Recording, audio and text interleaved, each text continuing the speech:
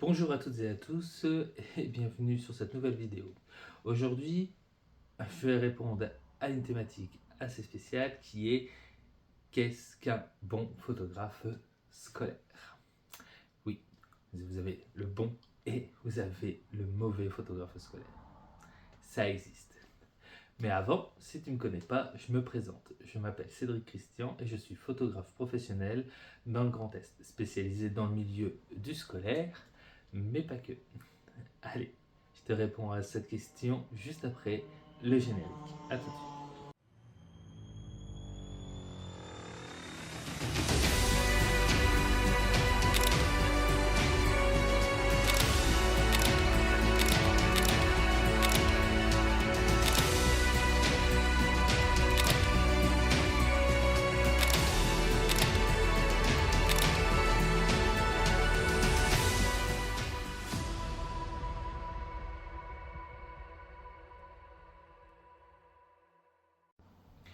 Alors, pour commencer, on va parler du mauvais photographe scolaire. Parce que oui, ça existe.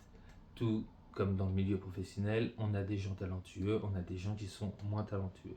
Dans la photographie scolaire, les retours que j'ai pu avoir, non pas de professionnels, mais du corps enseignant avec qui j'ai souvent travaillé, des fois ça fait peur. On se demande même comment ils en sont arrivés là. Donc du coup, pour moi, ce qui est un mauvais photographe scolaire, c'est déjà quelqu'un qui n'aime pas travailler avec des enfants. C'est assez clair, c'est précis. C'est Pour moi, c'est le principal. Si vous n'aimez pas travailler avec des enfants, ça se ressent dans votre travail. Et du coup, pouvez faire partie de la catégorie mauvais photographe scolaire. Attention, moi, les schémas que j'ai en tête, c'est vraiment des personnes, on pourrait presque téléphoner au service de l'enfance tellement que les profs en décrivent un tableau noir. Il y a des fois, ça fait peur.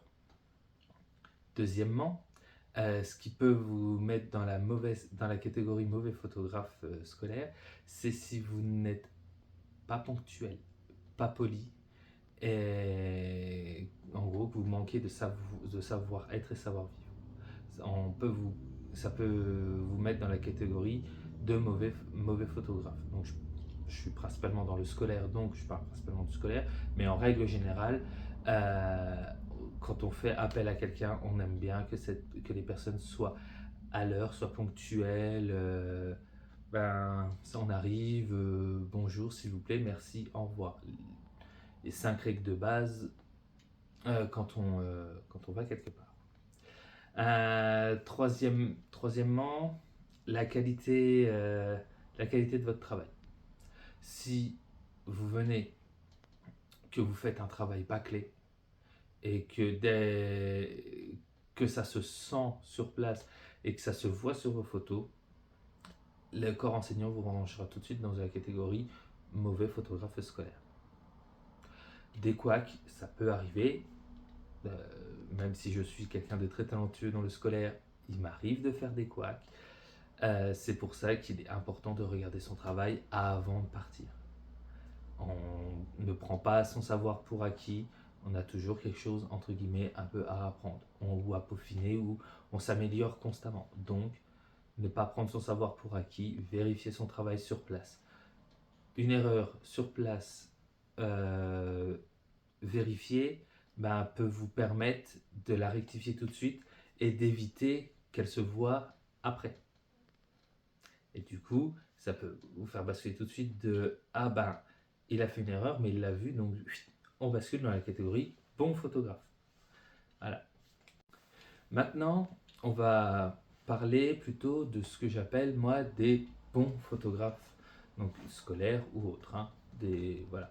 Donc, par rapport à ce que j'ai énoncé, on est sur quelque chose de totalement à l'inverse. Donc, quelqu'un qui déjà va aimer travailler avec des enfants. Alors attention, carré, c'est juste travail. On vient, on prend plaisir à travailler, très important. On évite d'être méchant, d'être désagréable et tout ça, vraiment.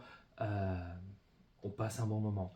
À différence justement comme je disais, de mauvais photographes qui limite terrorisent l'enfant. Le bon photographe scolaire, lui, va passer un bon moment avec les élèves, même avec le corps enseignant, hein, parce que faut pas oublier que vous n'êtes pas spécialement tout seul, vous êtes tout seul à travailler, mais avec les enfants, vous n'êtes pas tout seul, vous n'avez pas le droit d'être tout seul d'abord. Donc du coup, il faut que tout le monde passe un bon moment. Donc rien que là, vous allez laisser quelque chose de positif et surtout, ben, on va tout ce qui, le négatif qu'il peut y avoir ne sera pas retenu, on va retenir que les bons moments. C'est là la différence. Ensuite, ben oui, entre le mauvais photographe qui arrive en retard, qui est désagréable, tout ça, vous, si vous voulez être un bon photographe, même bonne personne, forcément vous arrivez à l'heure. Certains arrivent un peu en avance, mais ça, voilà. Si vous avez des retards, c'est aller 5-10 minutes, ça peut arriver, hein, on n'est pas à l'abri. Euh, et surtout, on arrive, on se présente, on est poli, hein, on dit bonjour, s'il vous plaît, merci, au revoir. Tout de suite, ça met une bonne ambiance, ça permet de vraiment d'être bien. C'est voilà. Et du coup, troisièmement, au niveau justement du travail, du travail réalisé. Si vous prenez le temps, alors sans prendre de 20 minutes pour faire vos photos, mais si vous prenez le temps de vérifier vos photos, de vérifier votre travail, pour justement rectifier tout de suite, parce que si vous avez, je sais pas, vous avez été sur un mariage le week-end et vous avez mis votre appareil photo en mode vidéo, vous avez oublié de le changer et vous arrivez sur place pour faire des photos et que vous ne comprenez pas pourquoi votre appareil photo bug, ben en fait, si ça va pas, vous posez 2 minutes, vous regardez votre appareil, vous faites les modifications qu'il y a à refaire dessus. Vous réglez votre matériel, vous prenez 2 minutes, mais derrière, ça vous permettra de ne pas les reperdre tout le temps. Vaut mieux perdre une fois 2 minutes que 1 heure sur toute la journée. Et tout ça vous permettra de gagner en productivité et d'aller plus vite. Voilà. Maintenant, si vous êtes quelqu'un qui a- est déjà dans la photo scolaire et qui est dans la catégorie, on va dire, mauvais photographe scolaire parce que vous avez un souci, vous avez tout le temps des soucis avec les enfants, vous ne savez pas comment, entre guillemets, vous y prendre parce que à peine ils arrivent, ils commencent déjà à crier parce qu'ils sont surexcités ou tout ça, quoi. Bref, c'est assez simple. Si à chaque fois ça vous fait perdre vos moyens et que d'un coup vous énervez contre l'enfant pour qu'il se calme, le problème du coup ne vient pas spécialement de l'enfant, il vient aussi de vous. Là, c'est à vous calmer, éviter de rentrer dans une colère pour faire calmer l'enfant. Et ensuite, en restant calme, l'enfant peut rester calme et ça se calme. Les crises, les colères, tout ça, oui, ça énerve. Ah oui, ça énerve. Mais faut prendre sur soi. Ça dure pas longtemps. Bien souvent, c'est les adultes qui s'en occupent, ils sortent l'enfant ou ils règlent ça. Vous ne devez pas gérer ce genre de soucis. Ce qu'on vous demande en tant que photographe scolaire, c'est le travail. Donc, avoir une bonne aisance avec votre public et accessoirement, pas vous énerver contre l'audience ou rester à votre place. On vous a appelé pour faire des photos, votre place c'est de faire des photos. Mais on essaye que ça se passe bien. Donc on évite de râler, s'énerver et pour passer dans la catégorie bon photographe. Ça, c'est vachement retenu par le corps enseignant. Et les enfants, ça peut les marquer.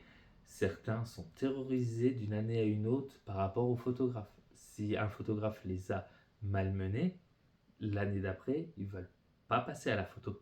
Donc c'est plus compliqué pour le photographe qui viendra. Et vous, accessoirement, si faites partie de la catégorie qui a malmené, en fait, le bouche-oreille va faire que vous n'aurez plus de travail. Donc, c'est pas ce qu'on souhaite. Le but étant de s'améliorer, d'aller vers quelque chose de mieux pour avoir un peu plus de travail et gagner mieux sa vie. Ça, tout le monde va être d'accord là-dessus.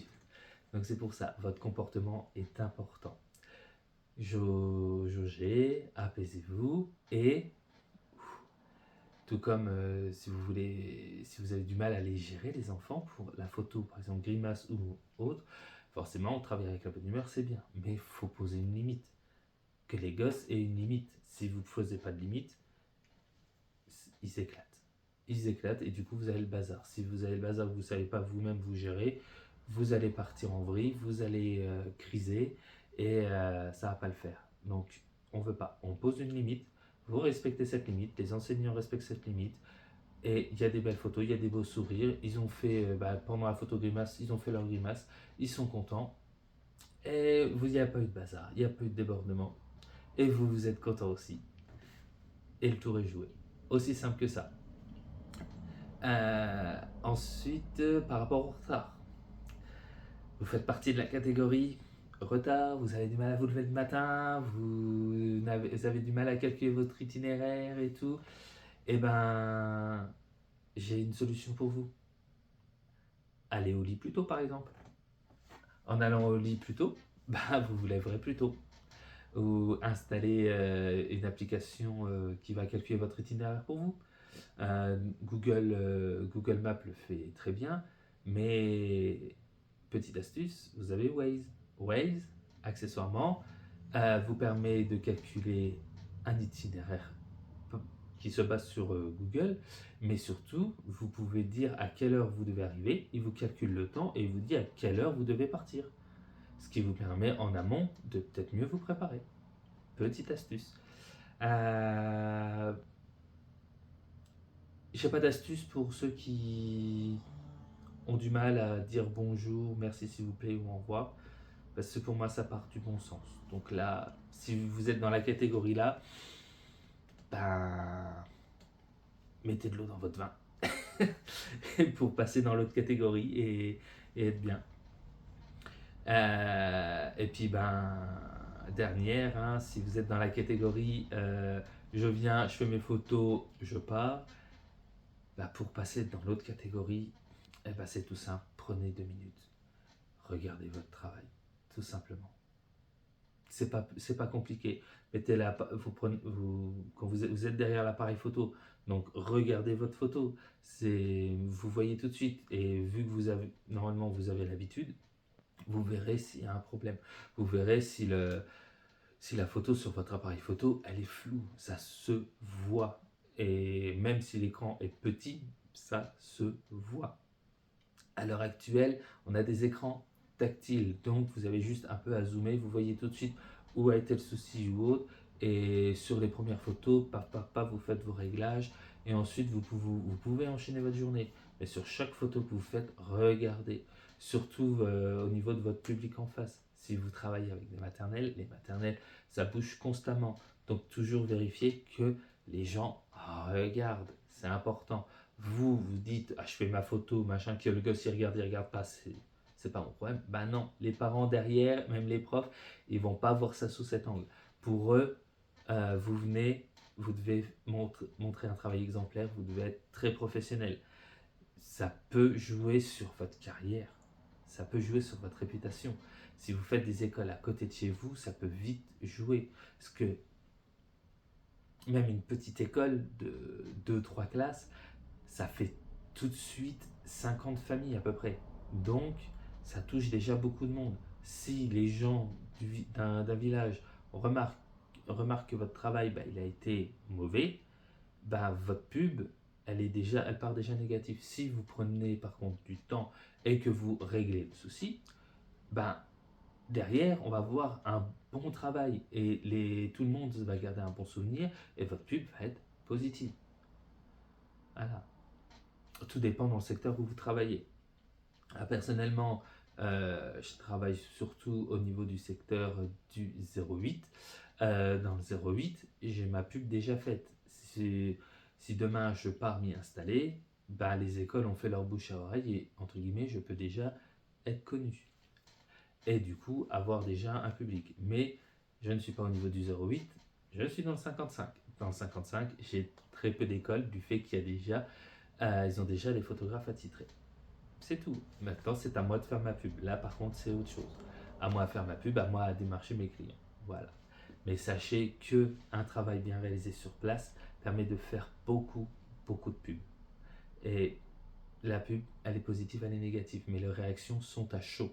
Si vous laissez un bon sentiment, la pub sera positive. Si par contre vous laissez un sentiment négatif, bah, la pub elle sera négative. Après, on peut trop rien.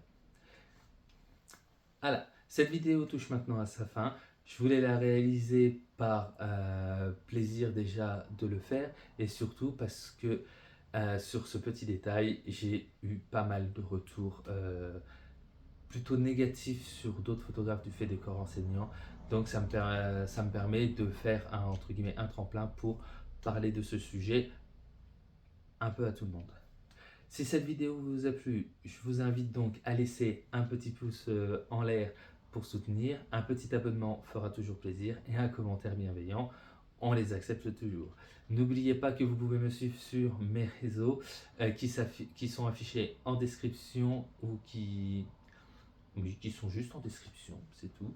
Et à ça, vous avez aussi en description mes liens d'affiliation si vous voulez changer par exemple de matériel et avoir du matériel peut-être un peu plus professionnel ou du matériel toujours amateur mais de très bonne qualité. Je joue avec les deux, je joue avec plein format et APS-C, sachez-le, parce que le plein format me permet de faire du travail vraiment qualitatif.